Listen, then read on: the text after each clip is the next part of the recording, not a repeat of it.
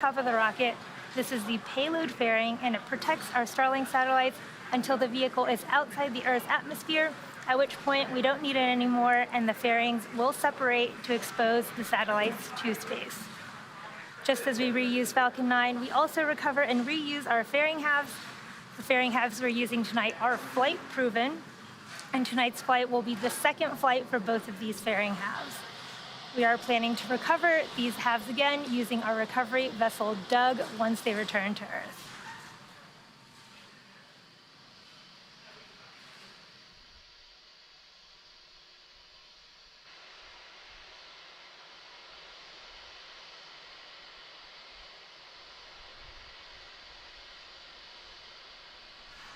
Propellants have been loading on the vehicle since T-minus 35 minutes. Now again, Falcon 9 is a bipropellant vehicle, which means it uses two propellants, a fuel and an oxidizer. An oxidizer is a type of chemical that a fuel requires in order to burn. So for Falcon 9, our fuel is a refined form of kerosene known as RP1, and our oxidizer is a super chilled liquid oxygen, also called LOX. Now, the liquid oxygen is chilled well below its boiling point so that it becomes what we call densified. And this just means that it has a much greater amount of mass per volume and means we can load more of it into the booster. Additionally, Falcon 9 also needs an ignition source in order to go, and for that we use the chemical TTEB, or triethyl aluminum and triethyl borane. Once it's fully fueled, Falcon 9 holds just over 1 million pounds of propellant that the vehicle will burn through in less than 3 minutes after liftoff. Start of the 1D engine chill. Currently, fuel is nearly fully loaded on stage 1 and already full on stage 2. Liquid oxygen is nearly full on stage 1 and about 80% on stage 2. Now, once all the tanks are full, both stages will continue to be topped off with liquid oxygen until T-minus 2 minutes to keep the temperatures as cold as possible. The latest weather forecast shows we're 80% favorable for liftoff. If for some reason we don't launch tonight, we do have a backup opportunity tomorrow at 6:40 p.m. Eastern Time.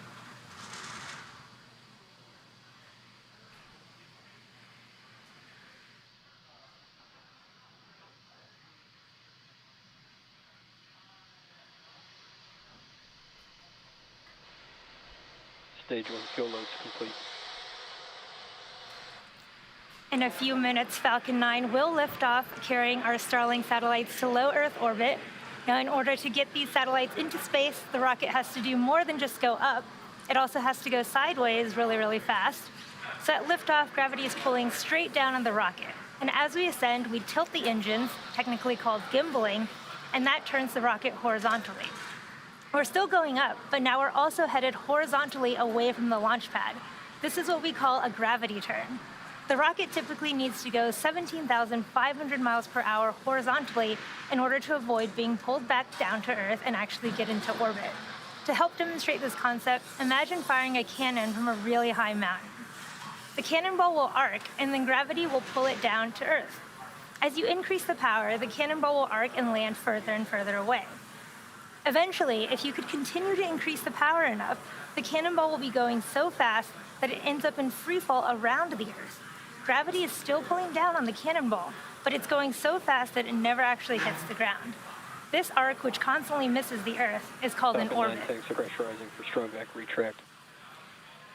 So when we get to liftoff today, keep an eye on the orientation of Falcon 9. You'll see that we'll go straight up until about T plus 10 seconds, at which point we begin that shift in orientation so Falcon 9 can go sideways really fast.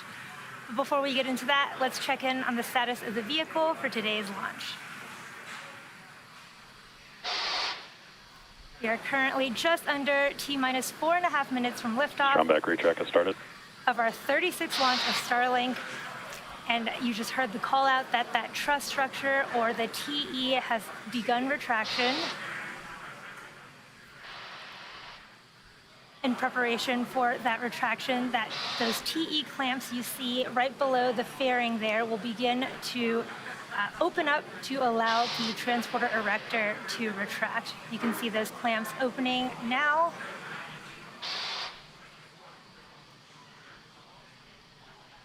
So the transporter erector will begin to pull away from the rocket slightly, before at T0 the hydraulics will pull the transporter erector even further away from the Falcon 9 as it lifts off. Now again, the TE is the structure that provides liquids, gases, electrical connections to the second stage, as well as air conditioning to the payload fairing and the Starlink satellites. You can see that slow retraction of the transporter erector in progress.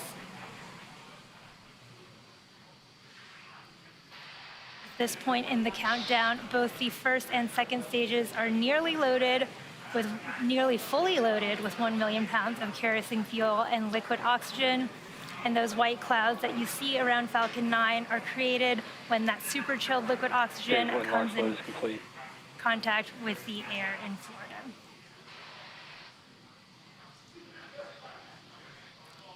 We just had that call at that first stage. LOX loading has completed here at T-minus a little under 3 minutes, and the second stage LOX loading will complete at T-minus 2 minutes in just about 40 seconds here. At T-minus 60 seconds, Falcon 9 will be in startup, so this means that the rocket's autonomous internal flight computers will have taken over the launch countdown, and Stage 2 LOX throttle back. And just inside of T-minus 2 seconds, we will light the Merlin 1D engines, and we're set for liftoff. Starlink payload continues to be healthy, and Falcon 9 team is not tracking any issues at this time. Here at just a little over T-minus 2 minutes, we are moving into the terminal countdown.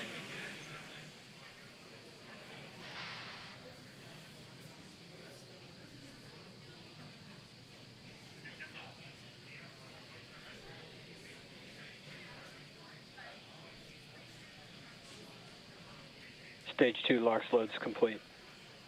We've finished the second stage liquid oxygen loading. We are now fully loaded with over 1 million pounds of kerosene fuel and liquid oxygen.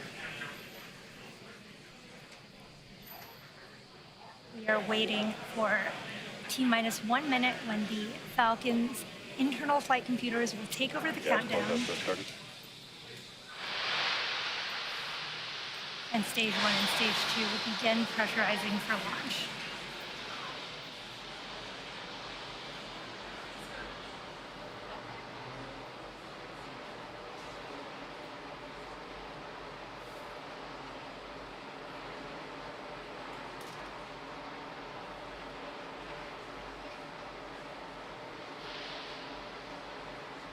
Falcon 9's in startup. Falcon 9 is in startup. We're waiting for that final launch director go for launch in just a few seconds.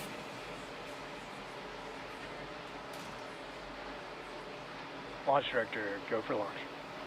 We have that final go from the launch director. All systems are go. Let's listen in to the terminal count and watch as Falcon 9 takes our 49 Starlink satellites to orbit. T-minus 30 seconds.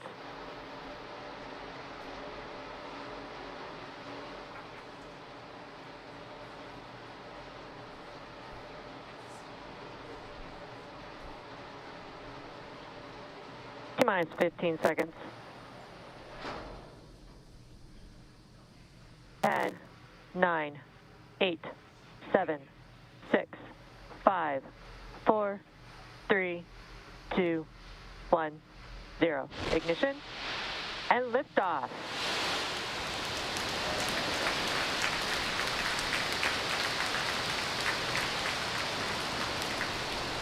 Vehicle is pitching downrange.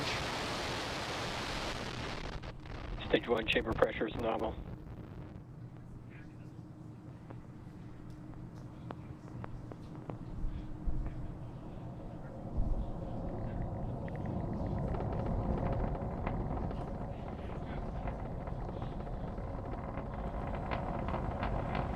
Falcon 9 has successfully lifted off from Launch Complex 39A at Kennedy Space Center, carrying our stack of 49 Starlink satellites to orbit. Moments ago, we throttled the engines down Telemetry nominal. in preparation for max Q, or maximum aerodynamic pressure, which will happen here in just a few seconds at T plus 1 minute and 12 seconds. Falcon is supersonic.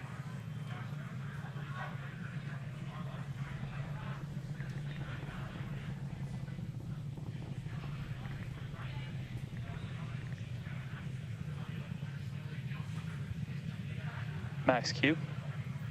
We have just passed through max Q, and this is the maximum aerodynamic pressure that the stage sees. Next, we'll have 3 events happening in quick succession. First, we'll have main engine cutoff, followed by stage separation, and then second engine startup 1. Now, first, main engine cutoff is where all 9 of those M1D engines on that first stage will shut off to slow the vehicle down in preparation for stage separation. This is where the first engine chill has begun. This is where the first and second stages will separate, with the first stage starting to make its way back to Earth for landing, while the second stage continues on its journey to the third event of second engine startup 1. And this is where that single MVAC engine on the second stage will light up and propel the second stage along with the Starlink satellites to orbit. We're a little under 30 seconds away from these 3 events. And you'll want to watch out for fairing deploy, which is going to happen shortly after that.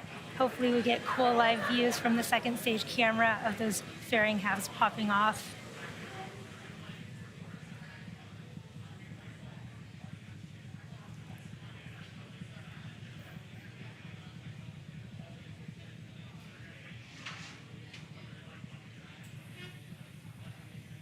Nico.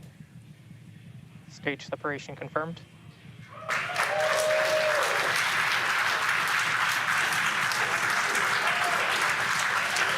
Recognition.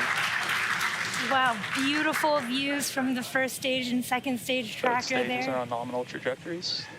We did have successful MECO Fairing stage separation separation. confirmed. There's fairing deployment there. Again, what a cool view from the second stage. Again, we did just have confirmation of successful fairing deployment.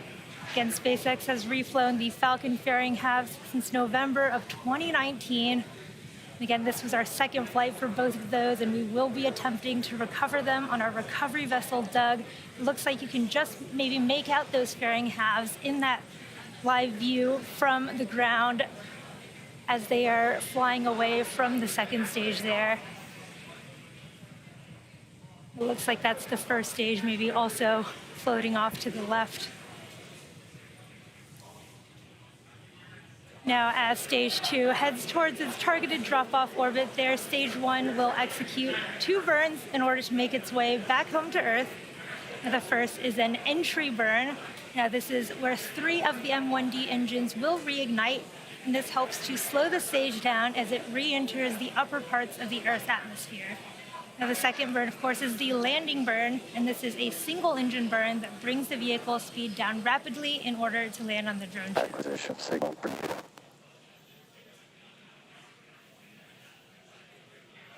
If you're just catching up with us, we had a successful launch of Falcon 9 from Launch Complex 39A at Kennedy Space Center, and you're looking at a live view from Falcon 9's second stage as it is delivering our Starlink payloads to orbit.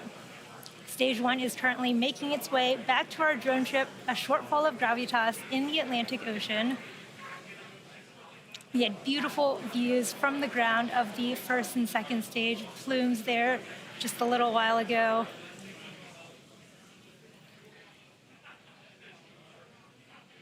Now the Merlins on the first stage are optimized for sea level, so these achieve 190,000 pounds of thrust during ascent and descent.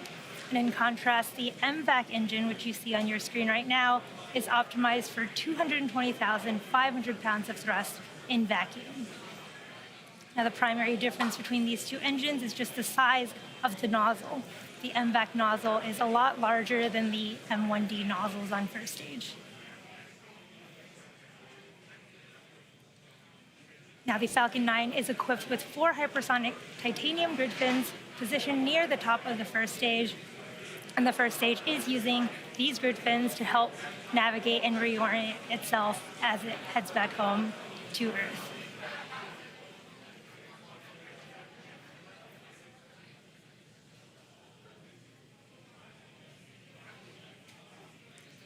First stage also has an attitude control system, which you can sometimes see puffs of nitrogen gas coming from. And this attitude control system also helps that first stage orient itself as it returns home.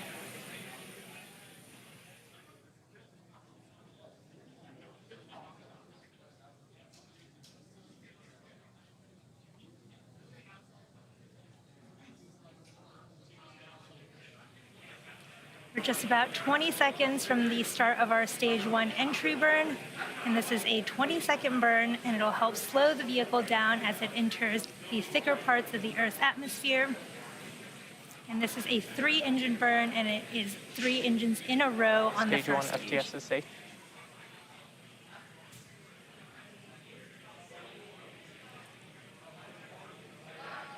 Stage 1, entry burn startup. There's the start of the entry burn on the first stage. You can see those grid fins as the first stage is flying through its own plume there. Stage 2 FTS is safe.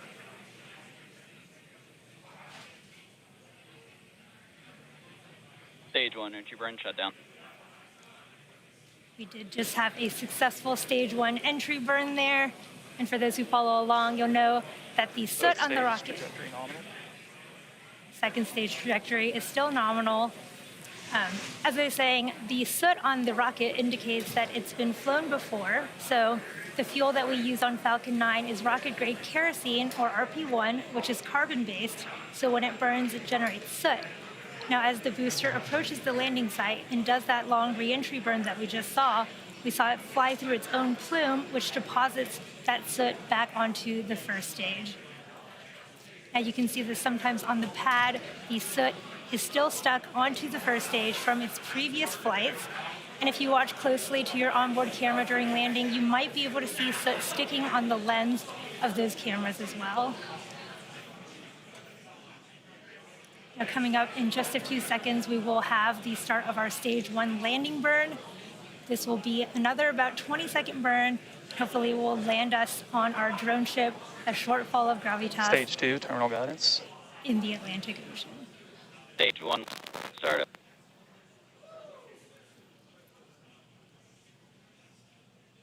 Here's the start of our stage 1 landing burn.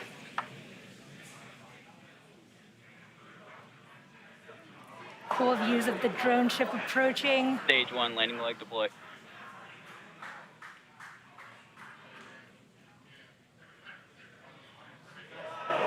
Stage 1, landing confirmed.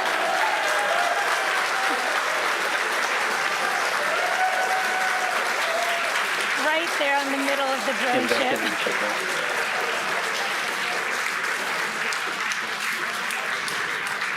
We did just have the 103rd overall successful recovery of our first stage orbital Nominal class orbit rocket. insertion. And we just missed it there, but we did have a successful second engine cutoff, and we just got that confirmation of a good orbit from stage 2. Now, next up, we'll have one more burn on the second stage that will position the vehicle for payload deployment. Expected loss of signal, Cape. But we are awaiting the deployment of our 49 Starlink Expected loss satellites, of signal, Bermuda. which is scheduled to occur about 6 minutes from now at T plus 15 minutes. However, you may have just heard the call out for expected loss of signal. Again, this means we won't have live audio or visual confirmation of payload deployment due to lack of ground station coverage, but we will acquire signal with our ground station in Kodiak, Alaska at T plus 1 hour and 20 minutes. So for those of you who are interested, we will keep the audio-only countdown nets up on our YouTube channel, and we'll confirm successful payload deployment on our social media channels. But with that, that brings tonight's webcast to a close. Thank you to the